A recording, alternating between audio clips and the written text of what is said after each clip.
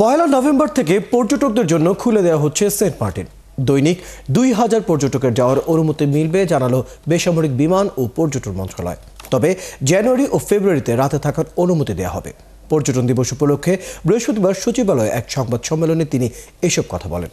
ফেব্রুয়ারির পর আবারও বন্ধ থাকবে এই প্রবাল দ্বীপ।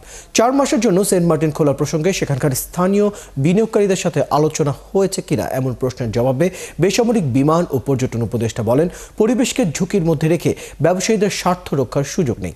সেন্ট মার্টিন সহ পুরো দেশের পর্যটনের বিষয়ে নীতিমালা প্রণয়নের কাজ চলছে বলেও জানান উপদেষ্টা। অন্য এক প্রশ্নের জবাবে উপদেষ্টা বলেন, শাহজালাল আন্তর্জাতিক বিমানবন্দরের 3rd টার্মিনাল যত দ্রুত চালু হবে ততই লাভবান হবে দেশ।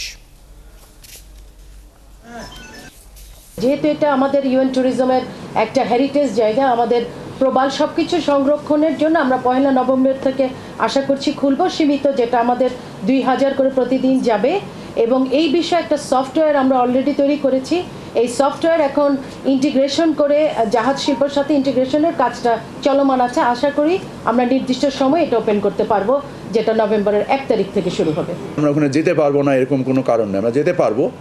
বাট আমরা শুধু মানে যে সেন্ট মার্টিন তা না, আমাদের বাংলাদেশের যে আমাদের যে মহাপরিকল্পনায় যে 1500 যে ট্যুরিজম স্পট আছে, আমরা সেখানে দেখতে পাই যে মাত্র কয়েকটা জায়গায় ট্যুরিস্ট আসার ফলে আমাদের বিভিন্ন রকমের বিপত্তি সংঘটিত হয়।